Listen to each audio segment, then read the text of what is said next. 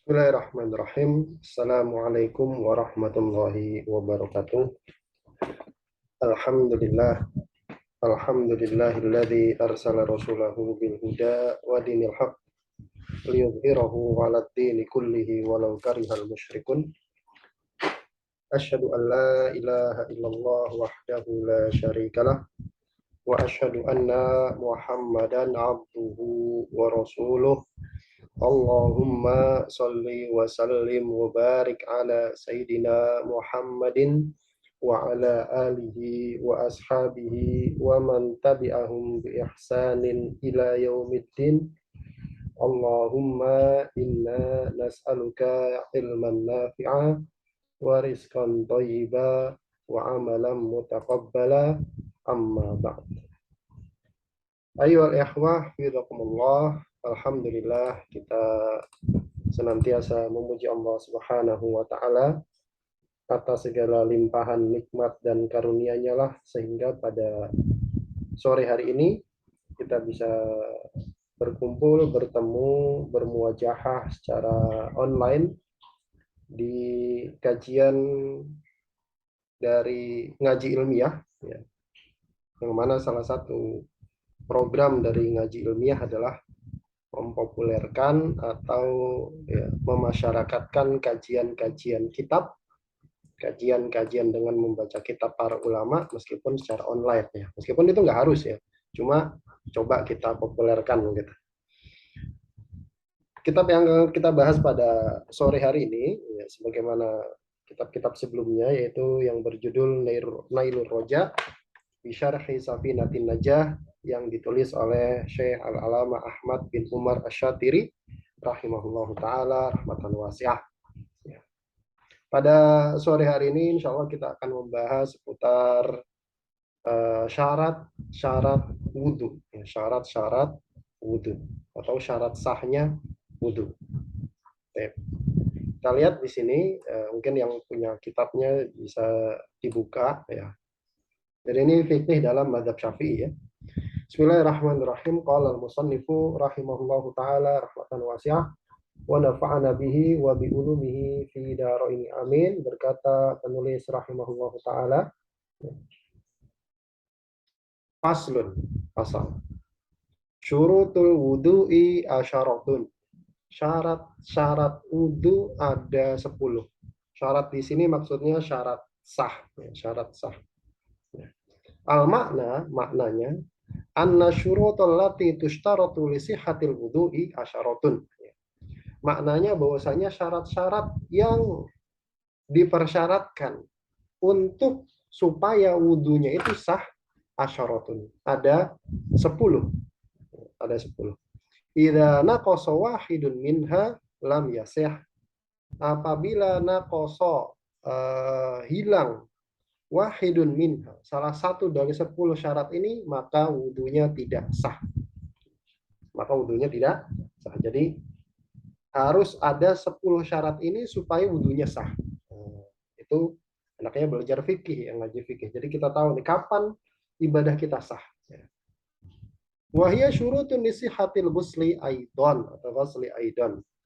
Nah, 10 syarat ini juga syarat untuk mandi. Syarat untuk mandi. Mandi yang sifatnya ibadah, ya. Mandi janabah, mandi Jumat, dan seterusnya. Jadi ini enggak khusus untuk wudhu saja, tapi 10 syarat ini juga syarat untuk mandi. Bal syartani al-awwalani yustarotani likulli ibadatin. Bahkan 2 syarat awal yang nanti akan disebutkan itu adalah syarat setiap ibadah. Nanti kita lihat 2 syarat pertama itu apa. Maka 2 syarat itu adalah syarat sah semua ibadah. Wa tsalitsu likulli ibadatin taftaqiru lit-thaharati. Dan yang ketiga, syarat yang nomor 3 di kitab ini nanti, itu adalah syarat sah setiap ibadah yang butuh toharoh. Syarat sah setiap ibadah yang butuh kepada toharoh. Berarti kalau ibadah ini, ibadahnya apa nih? Dia butuh toharoh nggak? butuh suci nggak? Nah, kalau butuh suci maka dia juga syaratnya. Gitu. Apa saja kita lihat. Yang pertama adalah al-Islamu. Islam. Nah, ini syarat sah semua ibadah. Syarat sah semua ibadah itu Islam. Al-makna, maknanya annal awwala min syurutil lati tushtaratu li sihhatil wudu'i kaunul mutawaddi'i musliman. Maknanya bahwasanya syarat yang pertama yang mana disyaratkan supaya wudhu itu sah yaitu kaunul mutawaddi, keadaannya orang yang berwudhu itu musliman, dia harus muslim, nggak harus wudhu aja, semua ibadah itu harus dia seorang muslim. Kalau nggak Islam maka nggak sah. Maka dari itu para ulama menyebutkan kenapa ilmu akidah itu ilmu yang paling penting. Ilmu akidah, ilmu tauhid itu kenapa ilmu yang paling penting? Karena syarat sah semua ibadah itu muslim. Jangan sampai kita melakukan sesuatu yang menyebabkan kita nggak jadi muslim. Gitu kan. Wah, ternyata dia melakukan sesuatu yang membatalkan Islamnya. Artinya dia nggak sah ibadah. Nggak sah ibadahnya. Fala yasihu wudu'ul kafiri. Maka nggak sah wudunya orang kafir. Nggak sah wudunya orang kafir. Baik kafir asli maupun murtad. Baik kafir asli maupun murtad. Baik. Jadi itu syarat sah semua ibadah ya. Kemudian, tapi ada ibadah-ibadah yang dia kalau nggak dilakukan oleh seorang muslim maka sah. Loh, apa coba kita lihat? Pengecualiannya ada pada kasus-kasus tertentu saja.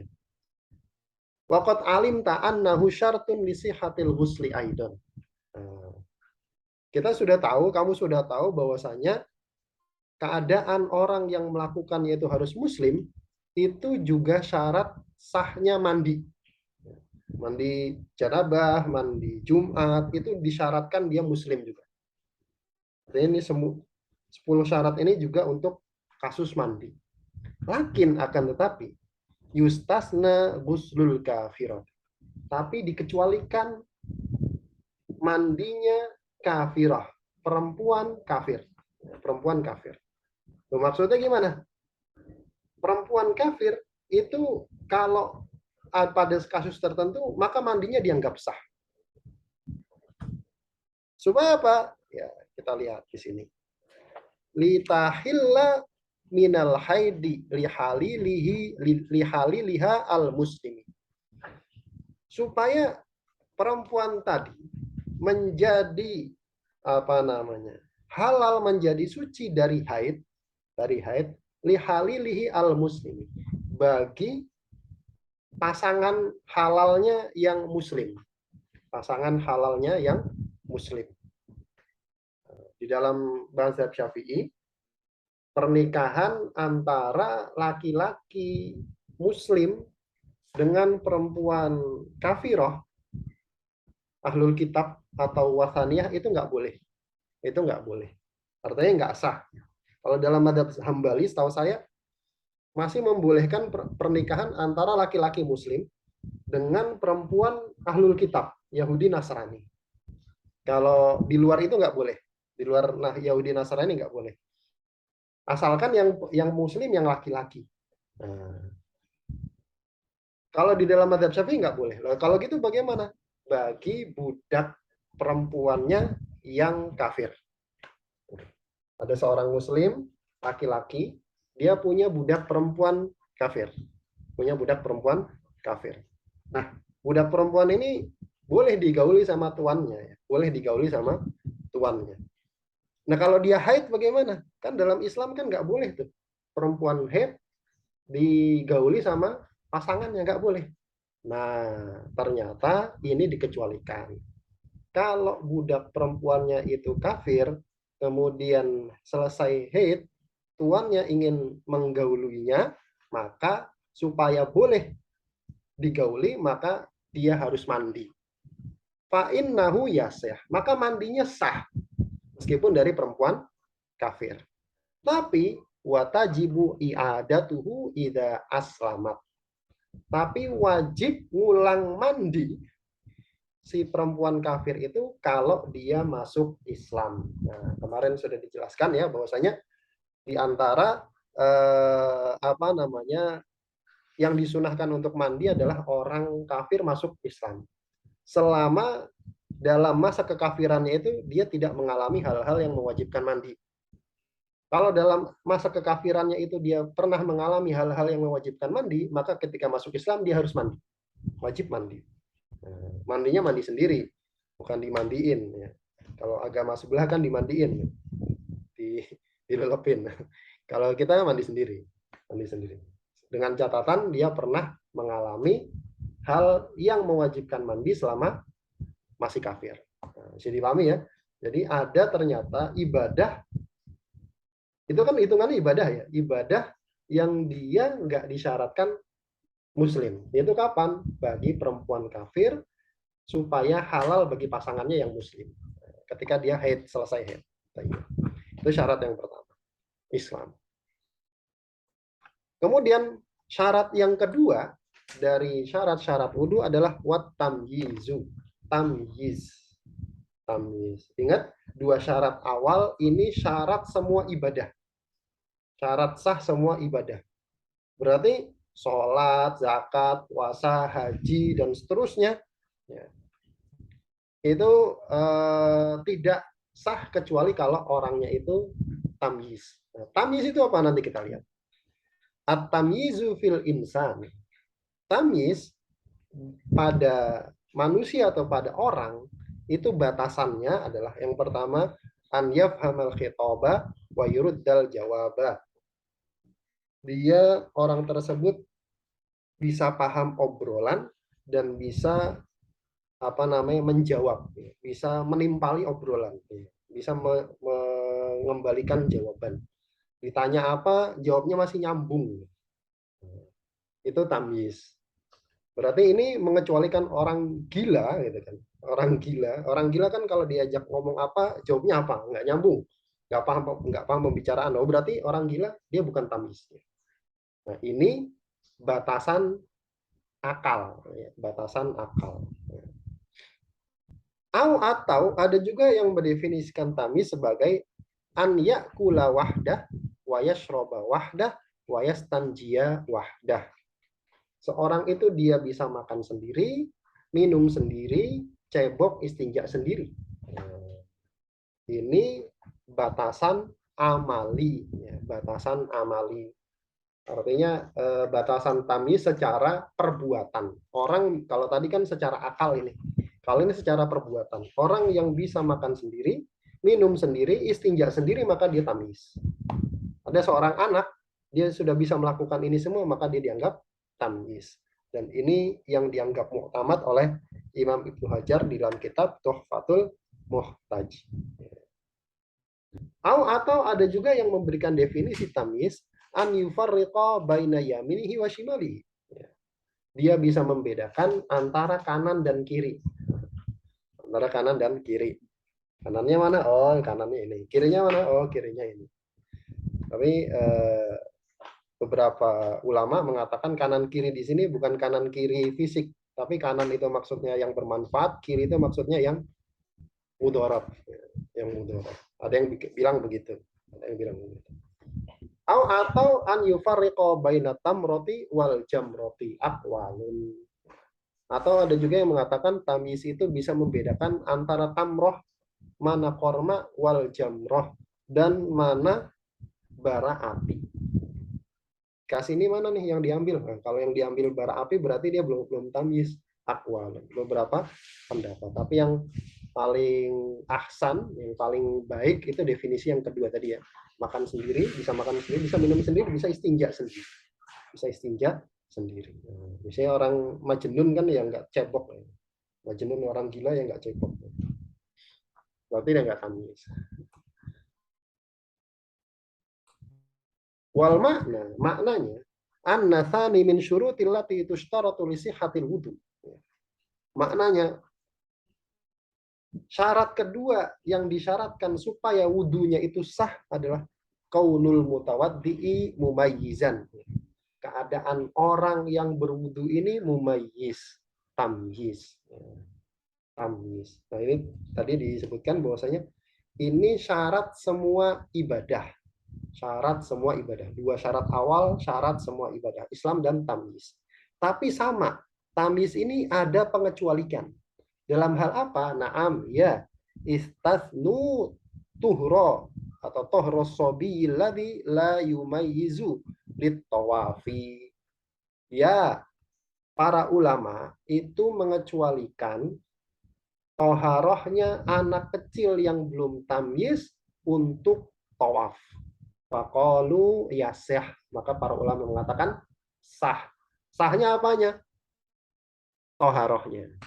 Toharohnya anak kecil. Anak kecil toharoh kan untuk tawaf itu kan disyaratkan wudhu dulu, suci dari hadas kecil maupun hadas besar sebagaimana sholat. Orang tawaf tanpa toharoh maka nggak sah tawafnya. Nah, para ulama mengecualikan gitu kan, toharohnya anak kecil yang mau tawaf, maka toharohnya sah. Nah, ini syarat yang kedua. Kemudian syarat yang ketiga, nah tadi syarat yang ketiga ini syarat setiap ibadah yang butuh toharoh. Syarat ketiga adalah syarat setiap ibadah yang butuh kepada toharoh. Ibadah apa saja sih yang butuh toharoh? Misalkan sholat, kemudian membaca Al-Quran, membaca Al-Quran dengan niat membaca, kemudian i'tikaf di masjid, dan seterusnya. Butuh toharoh semua, maka syarat ini berlaku juga. Nggak untuk toharoh saja. Apa itu yang ketiga? Wan naqa'u anil haidi wan nifasi. Yaitu suci, bersih dari haid dan nifas. An-naqa'u secara bahasa adalah an-nadhafatu. Suci, bersih. Wal muraduhuna yang dimaksud dengan di sini adalah al-khuluwu. Selesai, bersih, kosong dari haid dan nifas. Kosong dari haid dan nifas. Wal maknanya adalah anna thalitha minasyurutil lati tushtaratu li sihhatil wudu al-khuluwu minal haidi wan nifasi. Syarat ketiga supaya wudunya sah adalah khulu, kosong dari haid dan nifas. Bukan bersih ya. Kalau bersih kan berarti dia harus bersuci dulu baru dianggap bersih dari haid dan nifas. Bukan maksudnya bersih itu artinya dia bersuci dulu. Kalau bersuci itu disyaratkan suci dari haid dan nifas nggak bisa, nggak bakal bisa. Maksudnya maka di sini apa? Nakok di sini yaitu selesai, ya, kosong dari haid dan nifas. Artinya kalau ada orang toharoh wudhu di tengah-tengah dia masa haid, haidnya belum selesai, maka wudhunya nggak sah, mandinya juga nggak sah. Dipahami ya? Jadi maksudnya ke situ. Wa mithluha kullu munafin lahu ka khurujil bauli. Wa mithluha, dan yang hukumnya sama, artinya disyaratkan juga untuk sahnya toharoh dan setiap ibadah yang butuh kepada toharoh itu suci dari atau kosong dari kullu munafin lah. Setiap apa saja yang menafikan toharoh, yang membatalkan toharoh, yang menafikan toharoh. Contohnya apa? Contohnya kahurujil bauli. Contohnya keluar kencing. Maksudnya gimana sih gambarannya? Nah, gambarannya begini. Ada orang lagi kencing. Kemudian di tengah-tengah pipis, dia wudhu. Nah, wudhunya sah nggak? Nggak sah. Kalau gitu bagaimana? Dia harus selesai dulu dari pipis, kemudian cebok, baru wudhu, baru sah. Maksudnya begitu. Maksudnya begitu. Wakada yuqalu fil ghusli, demikian juga dikatakan di dalam kasus mandi. Fala yasihu ma'a khurujil mani awil haidi awil nifas. Maka enggak sah mandi dibarengi dengan keluarnya mani, atau keluarnya masih haid atau masih keluar darah nifas.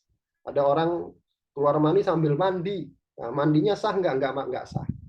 Enggak sah. Ada orang masih haid, masih belum selesai haidnya, mandi. Sah nggak mandinya? Nggak sah. Dan seterusnya. Nah, kasus ini juga ada pengecualian. Jadi suci dari haid dan nifas ini juga ada pengecualiannya. Apa? Nah, kita lihat. Naam, ya tustasna agsalul haji wa nahwuha. Ya, ya dikecualikan mandinya apa namanya perempuan haid yang mau ihram haji wa nahwuha dan yang semisalnya. Fa innaha tusannu lil haidi wan nufasai. Maka mandi ihram itu disunahkan untuk perempuan haid dan perempuan nifas. Ada perempuan haid dan nifas mau memulai ihram untuk haji dan umroh. Kan disunahkan mandi itu, mandi untuk ihram. Nah, sah nggak mandinya perempuan haid? Sah. Sah nggak mandinya perempuan nifas yang mau ihram? Sah. Ini mandinya mandi sunnah ya, bukan mandi wajib. Kalau gitu berarti nanti setelah dia suci dari haid dan nifas, mandi lagi. Ini mandinya mandi sunnah untuk ihram. Ini sah dalam madhab Syafi'i. Masya Allah. Itu syarat yang ketiga. Kemudian syarat yang keempat yang disebutkan di sini adalah wa amma yamna'u usulal ma'i ilal basyarati. Di antara syarat toharoh yang lainnya adalah amma bersihnya apa namanya segala sesuatu yang yamna'u usulal ma'. Segala sesuatu yang bisa menghalangi sampainya air ilal basyarati ke kulit. Orang mau wudhu, orang mau mandi, maka kulitnya harus bersih dari hal-hal apa saja yang bisa menghalangi sampainya air ke kulit. Al-basyaratu dhahirul jildil insan. Basyarah itu adalah kulit bagian luar manusia. Kulit bagian luar orang. Wal maknanya anna rabi'a minasyurutil lati tushtaratu li sihhatil wudu. Maknanya syarat keempat supaya wudunya itu sah adalah khuluwul udwi amma yamna'u usulal ma'i ilaihi. Yaitu bersihnya ya kosongnya udwi anggota badan amma dari apa saja yang yamna'u yang menghalangi usulal ma'i ilaihi sampainya air ke kulit. Contohnya apa? Kal washil ladzi tahtal adfari illam yakun minal araq. Contohnya wasah. Wasah itu kotoran. Alladzi yang tahtal adfar, yang ada di bawah kuku. Nah, tuh. Perhatikan tuh. Yang kukunya suka ada kotoran-kotoran. Illam yakun minal araq. Kalau kotorannya itu bukan dari keringat. Keringat itu berarti daki ya. Kalau kotorannya itu bukan karena daki. Bukan karena keringat. Kalau karena keringat atau karena daki berarti dimaafkan. Tapi kalau kotorannya itu dari benda-benda lain selain yang berasal dari keringat, maka harus dibersihkan dulu. Biasanya kalau manusia biasa itu normalnya dari keringat ya. Hitam-hitamnya itu dari keringat. Nah, dari daki itu. Garuk-garuk, kemudian hitam-hitam. Kemudian wakal duhni al jamidi, atau juga contohnya yang menghalangi kulit dari menghalangi sampainya air ke kulit itu duhn, minyak al jamid yang beku, minyak yang memadat yang beku. Lal ma'i'a, bukan yang cair, bukan masih cair. Jadi kalau tangannya kena minyak, kemudian minyaknya itu mengering, jadi kerak, maka itu menghalangi air. Kalau masih cair, maka nggak ada masalah. Kalau masih cair, minyaknya masih cair nih, belum mengeras, belum jadi kerak, maka tidak masalah. Wa illam yathbut alaihi al-ma'u. Meskipun air itu tidak subut di atas kulit, artinya ketika dialirkan, dia nggak ngerasa airnya itu ngalir. Nggak ngerasa airnya itu ngalir. nggak tetap airnya. Kenapa? Karena ada minyak kan dikasih air, kemudian biasanya kan licin tuh. Nah, meskipun ketika dialiri air, kok nggak kerasa tetapnya air di atas kulit, selama minyaknya masih cair, maka tidak ada masalah. Artinya nggak memudaratkan. Wudunya masih sah. Tapi kalau kalau minyaknya sudah membeku, sudah menjadi padat, maka baru ketika itu minyaknya dianggap menghalangi sampainya air ke kulit. Jadi pahami? Kemudian contoh kotoran atau contoh hal-hal yang menghalangi sampainya air ke kulit adalah kal gubaril ladzi 'alal badani illam yas'ar atau yas'ur zawaluhu. Contohnya gubar, debu, tanah alladzi yang ada di atas badan. Illam yaksur zawaluhu.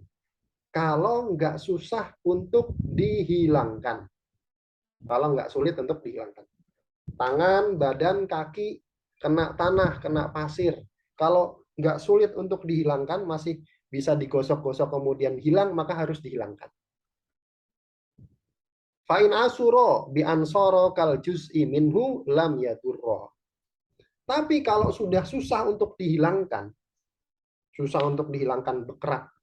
Batasan susah tuh kayak gimana? Bi ansoro kal juz'i minhu, hingga tanah itu debu itu bagaikan bagian dari badan. Dia kemana-mana nggak pakai sendal, misalkan jalan keliling-keliling nggak pakai sendal, kemudian debu-debu itu sudah bergerak di kaki, sudah bagaikan bagian dari kaki, sudah susah untuk dihilangkan, maka lam yadur, nggak mengapa. Artinya kalau wudhu dalam keadaan tanahnya itu nempel di badan dan tanahnya itu sudah seolah-olah bagian dari badan, maka wudhunya tetap sah. Kalau masih bisa dihilangkan dengan digosok-gosok, maka harus dihilangkan. Tayyib. Itu syarat wudhu dan mandi yang nomor 4. Kemudian yang nomor 5, syaratnya, wa alla yakuna 'alal udhi ma yughayyirul ma'a. Syarat wudhu dan mandi yang nomor 5 itu an la yakuna, tidak ada, alal udwi, di atas anggota badan yang dimandikan dan diwudukan, ma yughayyirul ma'a, sesuatu yang bisa mengubah sifat air. Sesuatu yang bisa mengubah sifat air. Al makna, maknanya, annal khamisa minasyurutil lati tushtaratu li sihhatil wudu. Maknanya yang kelima dari syarat-syarat sahnya wudhu adalah khuluwul udwi amma yughayyirul ma'a taghyiran yaslubu ismahu. Adalah bersihnya, kosongnya anggota badan yang akan dimandikan atau diwudukan, amma dari segala sesuatu yang yughayyirul ma'a, yang bisa mengubah sifat air. Mengubah sifat air. Sifat air itu apa? Rasa, warna, bau. Bukan mengubah air ya, mengubah sifat air, taghyiran, dengan perubahan yaslubu ismahu, yang menghilangkan nama air secara air mutlak. Yang menghilangkan nama air tersebut. Misalkan di sini kal habri wa za'faron. Contohnya tinta atau za'faron. Za'faron minyak ya, minyak parfum. Seandainya di atas anggota badan itu ada tinta nih, ada tinta. Kemudian kita guyur, kita di tangan lah misalkan. Kasusnya wudhu, kemudian di tangan kita ada tinta. Kalau kita guyurkan ke badan tersebut, ke tangan tersebut, airnya nyampur sama tinta. Airnya nyampur sama tinta. Kemudian sifat airnya berubah, warnanya berubah. Misalkan tintanya hitam, warnanya jadi hitam. Yang mana mengubah nama air tersebut. Yang tadinya disebut air jadi air tinta atau tinta. Jadi pahami ya? Jadi perubahannya harus perubahan yang parah. Yang menghilangkan nama air. Dia nggak bisa disebut air lagi, tapi disebutnya air tinta atau tinta. Maka nggak sah wudhunya. Jadi pahami? Atau yang semakna juga misalkan sabun atau sampo. Di tangannya, di bagian badannya ada masih banyak sabun. Kemudian dia main mandi aja. Dia main wudhu aja tanpa dibersihkan dulu itu sabun sama sampo. Yang mana kalau kena air, cucuran airnya itu bukan lagi disebut air, tapi air sabun. Airnya berubah. Maka tidak sah wudhu atau mandi.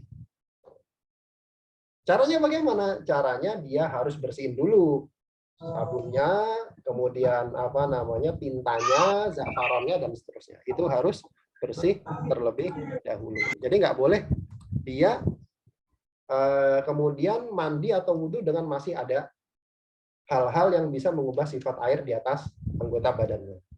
Dari sini, dari tinta ini kemudian diambil kesimpulan para ulama. Tinta itu baru memudorotkan anggota badan, baru memudorotkan bersuci antara wudhu dan toharoh, antara wudhu dan mandi. Kalau tintanya itu masih berupa tinta, maksudnya kalau dikasih air, airnya masih berubah, kemudian kalau digosok-gosok ke benda lain, ke tembok atau ke kertas, itu tintanya masih nempel. Kalau sudah nggak nempel, maka dia dianggap tidak ada. Khusus tinta lah ya, khusus tinta. Fa'in kana qalilan la yaslubul isma lam yadurro. Kalau perubahannya itu sedikit, yang mana tidak mengubah nama air, tidak mengubah kemutlakan airnya, maka juga tidak mengapa. Maka juga tidak bermasalah. Artinya kalau dia di tangannya tuh ada sabun misalkan atau ada tinta, tapi sedikit. Dia wudhu, kemudian airnya ya berubah mesti kan, tapi perubahannya nggak banyak, nggak parah, nggak menghilangkan nama air tersebut sebagai air mutlak, maka wudhunya tetap sah. Kemudian yang terakhir untuk pertemuan sore hari ini, syarat wudhu yang nomor 6, syarat wudhu dan syarat mandi yang nomor 6 adalah al-ilmu bifardiyati. Mengilmui atau mengetahui bahwasanya wudhu tersebut itu fardu, wajib. Al-makna, maknanya an-nasa bisa minasyurutil lati tushtaratu li sihhatil wudhu. Syarat keenam di antara syarat sah wudhu adalah an ya'lama al-mutawaddi'u kaunal wudhu'i fardhon. Orang yang berwudhu itu dia harus mengetahui bahwasanya wudhu itu fardu. Wudhu itu wajib sebelum melakukan sholat misalnya. Walau taraddada fi fardiyatihi. Seandainya dia ragu status kefarduan wudhu. Wudhu itu wajib nggak ya? Wajib nggak ya? Buat sholat tuh wajib apa sunnah? Nah, dia ragu-ragu. Awi takoda sunnatan. Atau dia meyakini bahwa wudhu itu sekedar sunnah aja. Enggak, wudhu itu bukan wajib buat sholat, dia sunnah aja sifat lam yasih, maka wudhunya tidak sah. Wudhunya tidak sah. Ini tentang syarat sah wudhu. Sampai nomor 6 dulu, masih ada 4 syarat lagi. Masih panjang, insya Allah akan kita bahas di pertemuan yang akan datang. Ya, wallahu ta'ala. Misalnya ada pertanyaan? Jika anggota tubuh terdapat spidol permanen, cat kayu, oli, dan tidak menggunakan bensin atau harus dihilangkan secara bersih, sedangkan zat-zat di atas sulit jika dihilangkan. Apakah kita sedang berada di dalam sahkah? Misalkan kadang status wudhunya ragu-ragu. Baik. Tadi ya tentang tinta itu sempat juga kemarin kan waktu coblosan itu kan bisa tanyakan tentang tintanya gitu. Tinta ini berpengaruh nggak sih, kan tinta coblosan itu kan bertahan berhari-hari kan kadang kan. Ini sah nggak sih buat wudhu? Nah ternyata di dalam mazhab Syafi'i tinta itu dia berpengaruh, artinya mempengaruhi keabsahan wudhu. Kalau digosok-gosok ke benda lain, tintanya itu masih nempel. Artinya misalkan tangan kita ada tinta, kemudian kita usapkan ke bukunya jadi ada tintanya. Nah itu baru mempengaruhi keabsahan wudhu. Kalau sudah kering, kemudian ya sudah kering, digosok ke benda lain dia nggak nempel, maka itu tidak dianggap. Maka itu tidak dianggap. Bisa dipahami ya? Tidak dianggap. Spidol permanen pun seperti itu. Cat kayu pokoknya tinta. Kalau oli enggak. Kalau oli dia harus harus dibersihkan.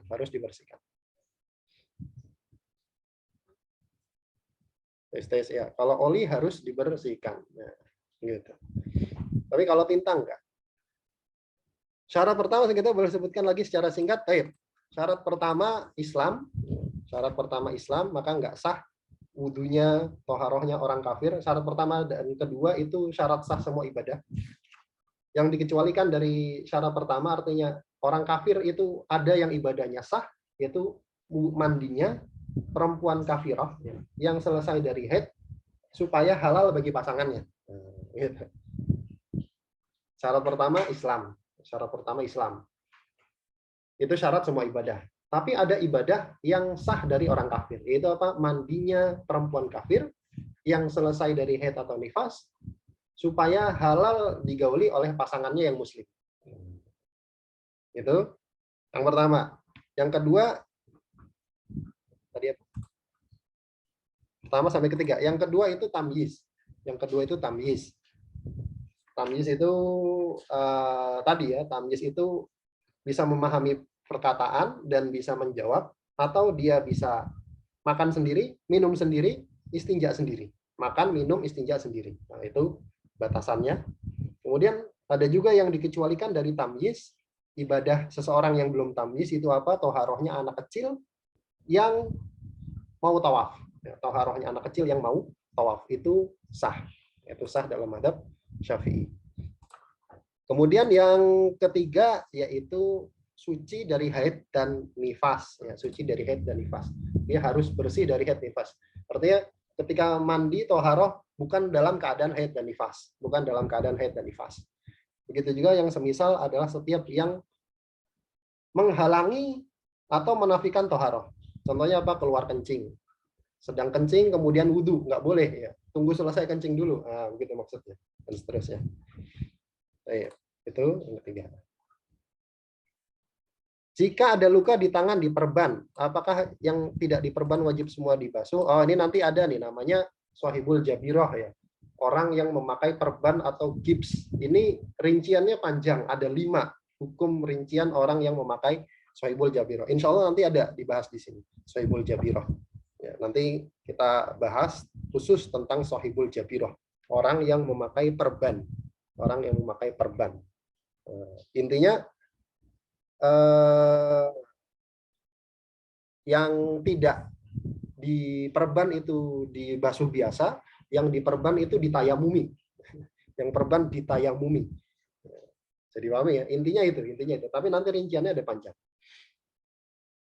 Bila krim pelembab atau sunblock, apakah sabila langsung dibawa wudhu? Kalau dia menghalangi, berarti dia sifatnya minyak ya. Kalau full minyak, maka hukumnya sama kayak tadi ya. Kalau dia bahannya minyak. Tapi kalau dia ada bahan lain yang sekiranya itu menghalangi sampainya air ke kulit, maka harus dihilangkan dulu. Terlebih dahulu. Tapi kalau dia full minyak, kayak minyak rambut dan seterusnya, selama dia belum mengering, maka dia sah dipakai untuk wudhu.